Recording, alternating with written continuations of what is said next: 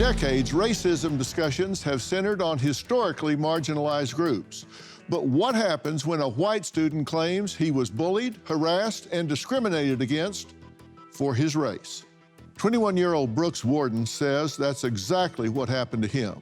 He claims that for years he endured racial slurs, verbal abuse, and physical attacks while attending middle and high school in the Austin Independent School District. He says his parents' repeated pleas for help to stop the bullying were ignored, so they sued under Title VI of the Civil Rights Act. Title VI bans racial discrimination in federally funded programs, but some argue that members of a majority group can't be discriminated against, and thus there is sometimes a much higher burden of proof to claim racism. Donald Trump called this a growing issue, stating there is a definite anti-white feeling in this country, and that can't be allowed. And in week one of his presidency, he put his pen where his mouth was and signed executive orders dismantling DEI programs nationwide. Brooks' case is now at the Supreme Court. If they take it and Brooks wins, it could change how we view and deal with discrimination across the board. Well, Brooks, thank you for being here. You've gone to Austin schools all your life, right? Yes, sir. And this hasn't been a problem all the way along. No, sir, it sure wasn't. When did it start? Well, it started one day on a class field trip when I wore my Make America Great Again hat. And from that point forward, it was like I had a target on my back. All through my kindergarten through 6th grade, I was one of the most beloved students in Austin schools. And then on that field trip, I wore a Make America Great Again hat, and it was, the bullying campaign was unleashed. Well, did you have friends? I mean, you said yes, you were, sir. you were well-liked. You had friends. Yes, sir. Did they talk to you about it? About the hat, about your... Well... Did they know how you felt before that time? It was marginally known that I was conservative, but it was... The hardest part was lifelong friends that I had, once I outed myself, turned against me. Really? Yes, sir. Did they come to you and say, hey, why are you doing that? Why are you wearing that hat? Why are you taking this position? I mean, come on, man. Well, a lot of them came to me and said, I didn't know you were a racist, and I didn't know you supported the Ku Klux Klan. So even your good friends that you hung out with? For years, my whole life. Really? Yes, sir. And adults and teachers that I knew my whole life would come up to me and encourage the bullying and call me racist. So what was the principal's take on this? I understood she made fun of you as well. Yes, sir. Well, in middle school, the principal came up to me one day. There was testing at school, and they let us listen to music during lunch to stay quiet. And she came up to me and ripped the headphones out of my ears and said, are you listening to Dixie? In front of 300 students, demonstrating to them that it's okay to bully me and attack me based on my race. Mm-hmm. And walked off just laughing, thought so proud of herself. And then after each one of these instances, the bullying and harassment was turned up, was ramped up. The volume got turned up on it daily. So what do you attribute this to? What's your interpretation of it? There is a climate in this country to where if you are a white Christian conservative, that it is open season to discriminate against someone that fits that description. And what do you think fosters that? Why do you think that's okay in some people's eyes? Well, I don't know why someone would think that's okay, because I sure can assure you it's not. Yeah. But I think a lot of it has to do with what people hear in the media on some platforms. I hear things about conservatives that, as a lifelong conservative myself, I know are not true. I believe that people should be free, and free speech should be the #1 focus of our society. And I don't know why people would think it's okay to abuse a child. Why any viewpoint would green light the abuse of a child. I can't answer that. Well, is that free speech for them to disagree with you, for them to say? Oh, absolutely, to disagree, but to bully and harass, and got to the point to where I was attacked, beaten, and they threatened to kill me. You say at 16, a student threatened to kill all Trump supporters. Yes, sir. To you. Came up to me, got right in my face, and used some very vulgar language saying that they're going to kill all Trump supporters and they don't care who hears it. Said it right to me, and I was in fear of bodily harm. And you had a teacher comment on too many white kids, too many white people. Yes, sir. Was it a white teacher? Yes, sir, it was. It was a white, liberal woman teacher. And this is in the Austin School District? Yes, sir. And you reported that? Yes, sir. And your parents weighed in on it as well? My parents were up at the school, both middle school and high school, dozens of times, pleading with them to please take action. And they were always assured that action was going to be taken. And in some cases, the evidence pertaining to me was destroyed. And this was backed up by one of the area superintendents for the district. As he said, I can't find any evidence of this happening. He was very troubled by that. Mm-hmm. Your experience is that you were bullied. Were there other instances of being discriminated against? Well, yes, sir. There were one time in math class in middle school, we had a black teacher aide that came up to me. I raised my hands, I can't figure this out. And she came up to me and said, "Oh, you can't figure it out, Whitey," in front of the whole class, and then walked away, wasn't gonna help me until I asked again. And she went, "All right, Whitey, I'll help you," and then finally did. Well, that's inappropriate. Well, we have a list of statements that you say staff and students said to you, and there are a lot of witnesses to this, right? Man, I'm getting concerned about how many white people there are. I don't like that you're forcing your religion on me. Were you doing that? Were you forcing your religion? I wear a cross around my neck, and she came up to me and pointed at my cross, and that was what she interpreted as me forcing my religion. All right, called Whitey. You can't figure this out, Whitey. You just related that story to us.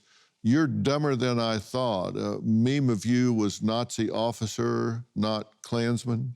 What happened was the student council president at my middle school made an edited photo, a meme of me as a member of the Ku Klux Klan, of my face on a hooded Klansman. And I saw it. And he spread that around with certain students, and then years later, or I guess a year later, came back to me and said, "You idiot, it wasn't you as a Klansman, it was you of a Nazi officer." As if that's better. And unfortunately for that student, I saw it. But that was the type of rhetoric, the hostility that was put upon me. And teachers didn't give you support in? Teachers encouraged the harassment. All right. Despite some post-election optimism, Wall Street is already bracing for a rough rest of 2025. When Warren Buffett starts dumping blue chip stocks and stacking up cash, you've got to ask yourself, what does he see coming? I trust Preserve Gold to safeguard my accounts, and I urge you to do the same. They're the only precious metals company I recommend. When uncertainty is this high, smart people look for stability. That's why physical gold and silver might just be what your finances need. Text Dr. Phil to 50505 to get your free precious metals guide from Preserve Gold. With gold prices recently breaking records and analysts predicting this trend to continue through 2025, you cannot afford to wait. As a bonus, you can get up to $15,000 with a qualified purchase from Preserve Gold. So don't wait. Text Dr. Phil, that's DRPHIL, to 50505 today. I think today, if you're a young white guy growing up in high school, middle school, odds are, you're gonna have a teacher who says white people are evil, you should feel white guilt, you should feel white fragility. And I just worry that's gonna discourage people who are white from pursuing greatness. Do you think white privilege is real? Absolutely not today. Yeah.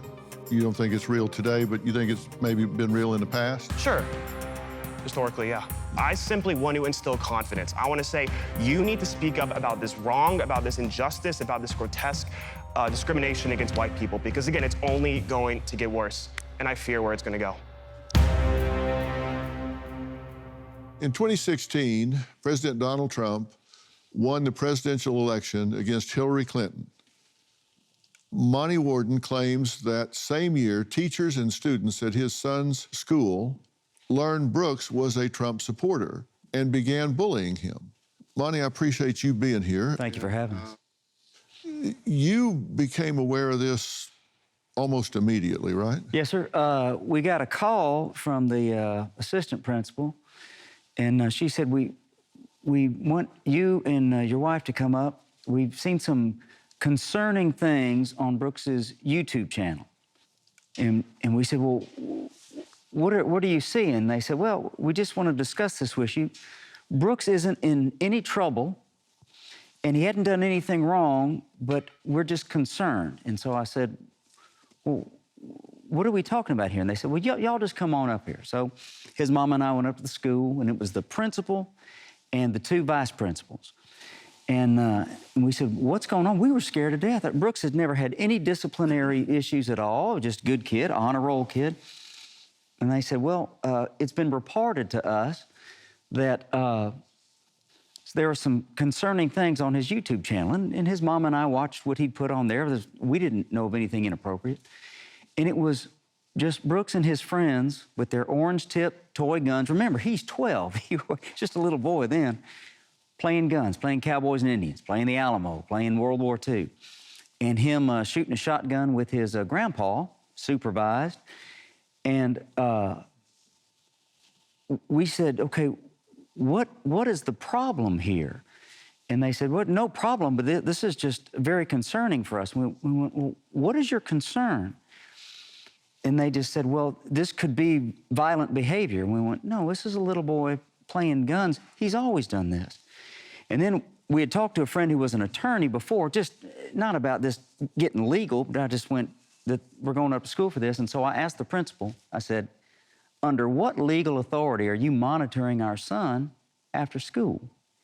And immediately, Dr. Phil, their demeanor changed. And in that moment, his mom and I realized all these years later, that's when war was declared on our son. And it was just shortly after the 2016 election.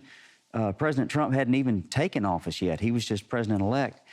And the people at Brooks's school, they just singled him out. He certainly didn't come from the only family that had supported President-elect Trump at the time, but he was well-versed in politics and very interested in civics.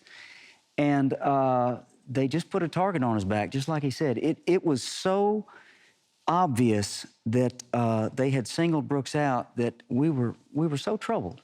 There clearly had to be other students that came from Republican families or conservative families. Were there other students impacted in a similar way, treated in a similar fashion? Well, I had many of my close friends that were conservatives come up to me and go, we love everything you're saying, but we wouldn't dare say the stuff you do because we don't want what's happened to you to happen to us. They were fearful of repercussions that they just kept their mouths shut at school.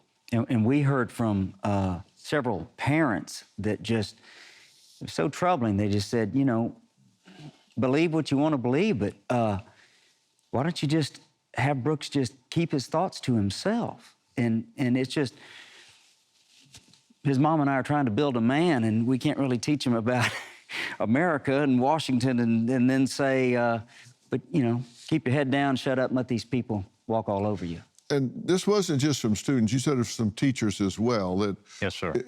You talked about at one point at which a teacher had yelled at you, knocked your papers off the desk, that there was an algebra class where you were actually attacked by some Hispanic students. Yes, sir. Was there a reason? Did they give any reason that they were attacking you? I was told by the student that attacked me, after the attack, his friends told me that he beat me up and attacked me because I was white. Now, that's the only thing they said. And the teacher in that algebra room stood by, let the attack happen, and didn't walk over to break it up until I was on the ground checking to make sure I had all my teeth. All right, so at this point, have you taken action against the school? Well, you know, his mom and I we would go up to the school and we would say... Dozens of times Dozens of times, literally dozens of times. You've written, you've been up there, you've called, and you've been up there. We called, we wrote, we would call meetings with these people, and every single time they would promise action would be taken. See, what's important to remember is at no time from when Brooks was in middle school clear up through the Fifth Circuit en banc hearing with the judges, the school district has not refuted, denied, or disputed anything that happened to Brooks. They have admitted all these things have happened, but they just don't feel, they feel that the discrimination was for political reasons and not racial reasons. But race was always a component in their discrimination against Brooks. Always.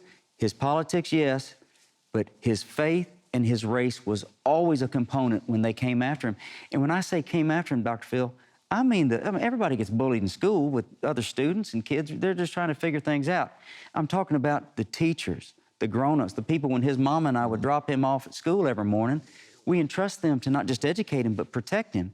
These were the people that were harassing and humiliating our son. And so you feel like Title VI comes into play here? I absolutely do, yes. So you took this and got to a court and lost, yes, because they said this is political, not racial. Correct. Well, some of the judges said, the other judges said it was racial. Well, but then you took it up to the Fifth Circuit. Yes, sir. And that's probably one of the most conservative appellate courts in the country. And what was their findings? Well, we had what they called, I didn't know what it was, an en banc hearing where it's all 18 judges. And our attorney went and argued the case there. And it was there in that Fifth Circuit where the district said, their exact words, the district regrets what happened to BW, because Brooks was a minor there. So right, their exact quote was they regretted it. They split 9-9. They split 9-9. And the two of the judges, Judge Ho, and I believe the other one was Judge Duncan, I believe, wrote just beautiful opinions on Brooks's rights were absolutely, his racial civil rights were violated, or trampled on. And so hopefully the Supreme Court will take this case. All right. With so much going on in your life, it can be easy to neglect your diet. Balance of Nature fruits and veggies supplements have 31 ingredients made from fruits and vegetables. They're a fast and simple way to get a wide and colorful variety that fits right into your busy schedule. Just 3 fruits and 3 veggies supplements daily with some water, that's it. Whether you're off to spend time with your grandchildren or on your favorite hike, you can rely on these convenient supplements to be there every step of the way.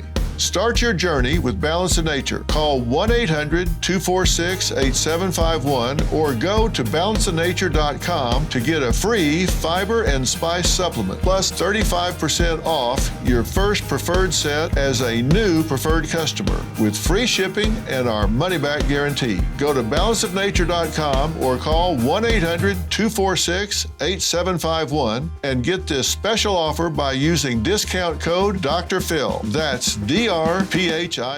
Well, Brooks Warden and his father, Monty, are suing the Austin Independent School District after they say Brooks was bullied for his political beliefs and race. Now, the school doesn't really dispute what has happened to him. They just dispute why. And I think that a lot of people would think that's a distinction without a difference, particularly in terms of the burden on the teachers. Now, joining us now is Mark Trammell, the Executive Director and General Counsel for the Center for American Liberty. Now, why did you decide to take this case up to the Supreme Court? I think it's a really important case. So there's clearly not uniformity from the courts as to how Title VI is being applied. Even here within the Fifth Circuit, 9 judges ruled in favor and 9 judges ruled against, applying 2 different standards.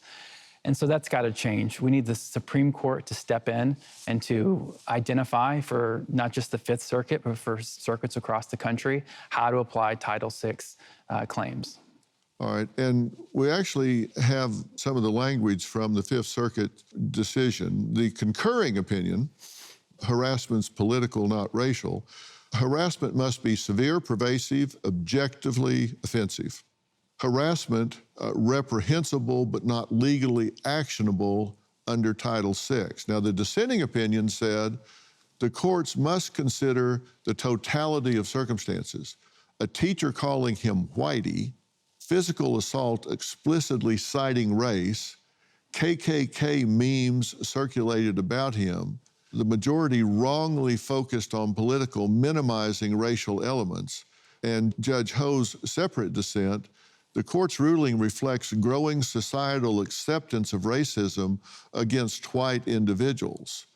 Now, if VW was a minority, the court would have ruled differently. So the distinction is being drawn here that kind of the prevailing view that you can't discriminate against a majority, that's a position that's been held for a long time.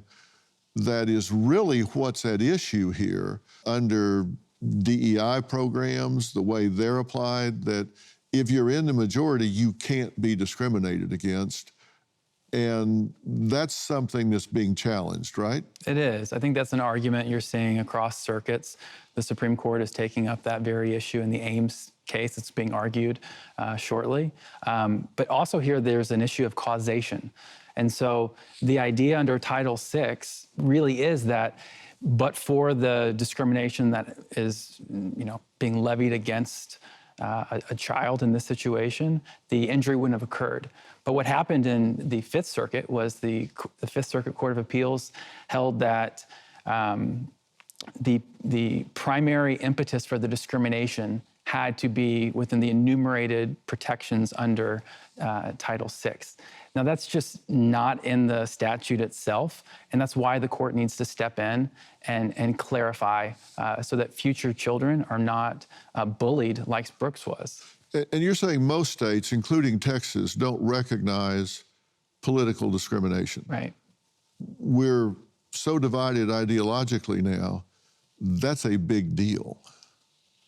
The fact that people do get targeted, victimized, excluded for their ideological positions. It is a big deal. Now, I want to be careful.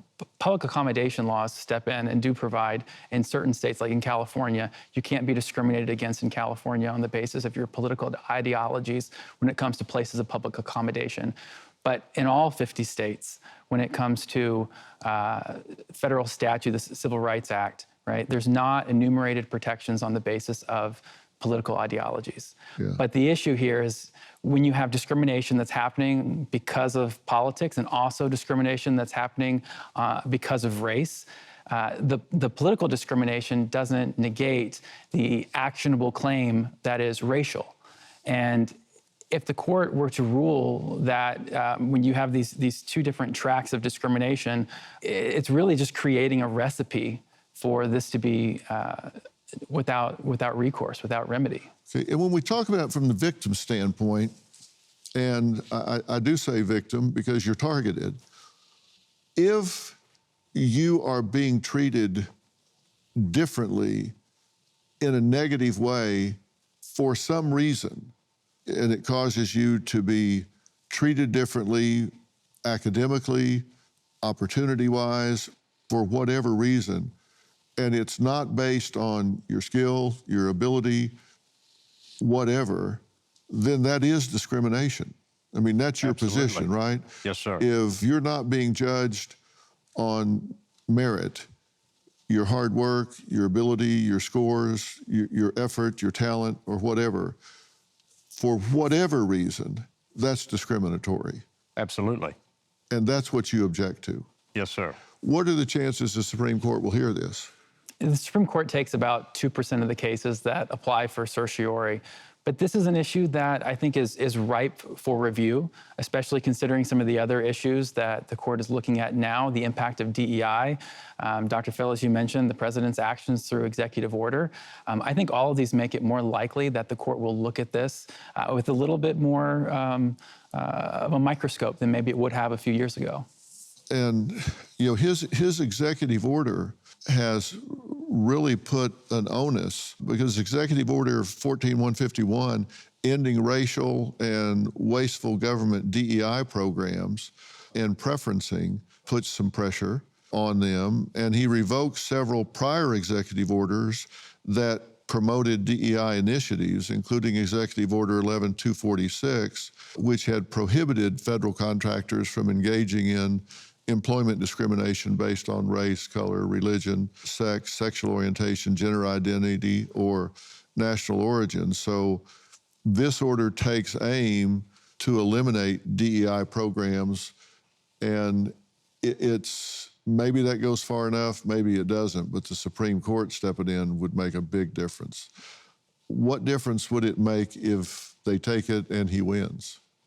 Well, I think what it would do is it would put a stop to this type of bullying and harassment nationwide. Because again, we have circuits across the country handling this issue differently. And if the Supreme Court gives direction and defines what discrimination is prohibited under Title VI so it can be uniformly applied, then I think what we're going to see is protection for kids in schools. Are you glad you're standing your ground? Absolutely. Yes, sir. No regrets? Not one. All right. I'm glad. I'm glad, because this is important not just for you. It's important for a lot of young people that maybe don't have that stamina. And I hope that this case will make it to where no child has to go through the discrimination of any kind, but especially the discrimination I went through, because it was awful. I hear you. You've heard me talk about Jace Medical. If not, listen up, because they're doing incredible work in medical preparedness. And today, I've got two major updates to share. First up, the ivermectin use case. You've probably seen the headlines calling it a wonder drug. The scientist who discovered it even won a Nobel Prize, and now Jace is offering a 30-day supply at the best price you'll find anywhere. Next, the upgraded Jace case. An emergency supply of antibiotics delivered to your door. They've doubled the number of medications to 10 at just $20 more. And now, the most comprehensive and affordable kit available. Get it before you need it. Don't wait, order today. Visit jace.com and use code PHIL at checkout for a special discount. That's JASE.com, code PHIL. Lois Herrera was at the top of her career as a highly accomplished executive at the New York City Department of Education when she says she was abruptly demoted and replaced by a less qualified individual who she says had one key attribute. He was a person of color. Lois, you sued. Tell me why. I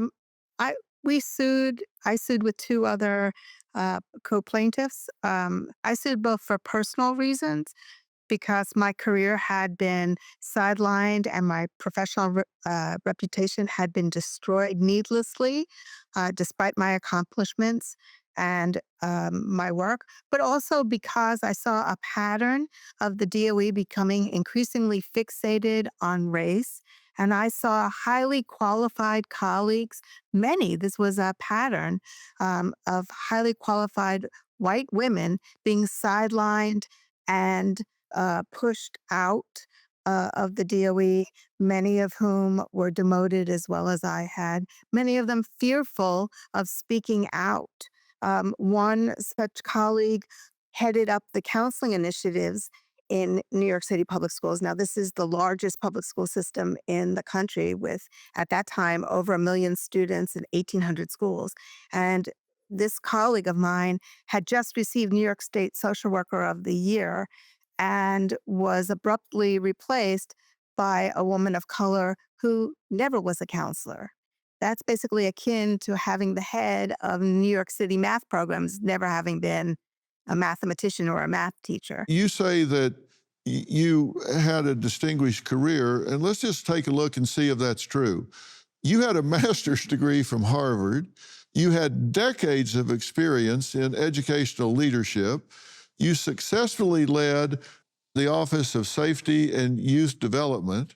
You were overseeing school safety, attendance, youth programs citywide, and New York schools were recognized as, quote, the safest in the country. And you had been invited to the White House for your pioneering work in student support initiatives. And for creating all of that, you got demoted. What is it exactly you're supposed to do to keep your job? It seems to me like you hit a home run, then another home run, then another home run, and another home run, and they called you in and said, we're demoting you. Yeah, they told me that because my work was so excellent, they wanted me to become a policy advisor on youth development policy, but that job wasn't real. It seems that when you are called a policy advisor, that means please retire.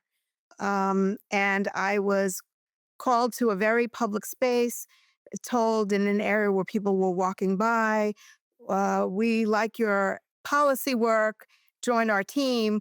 But I was not given a workstation, I was not given a computer, and I had no reports. So I went from having a team of 250 folks who reported to me and many work streams to nothing.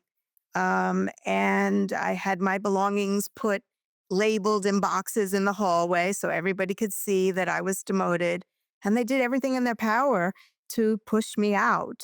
However, I did stay, thinking that I had loyalty to the system, thought I could serve, but it became increasingly clear that they had no intention of using my capabilities, my institutional knowledge in any shape, manner, or form. Okay, and you had the institutional knowledge and you had the education from Harvard, a master's degree from Harvard.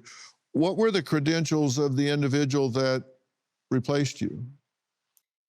He had a GED, no college degree, no state certification in leadership, and he's an affable, friendly guy. And he's African American. Okay, he was black with a GED, and he got your job. And he got a 35% raise as well. Okay. And you sued, and you won. And we settled, yes. yeah, you got an award. Yes. You settled, and they paid you money. Yes. You'd rather have kept your job. I would rather none of this had happened. I wish that there had been fair and transparent hiring procedures. My job, to my knowledge, wasn't on the line. It wasn't, and even if it had been, it wasn't following any of the hiring protocols that were established in the agency. There was no posting, there was no listing of qualifications that were necessary. And they tapped this gentleman on the shoulder and asked him to take my job. Hey, Dr. Phil here. My network, Merit TV, has it all. Now, let me blow your mind. Merit TV's got the news that matters. The selection of a new pope. Entertainment you crave. Busted. Everybody in a good mood today? And live events. Surprise. What am I, chopped liver? With serious punch. Big shots. Go to merittv.com and download the Merit TV app today.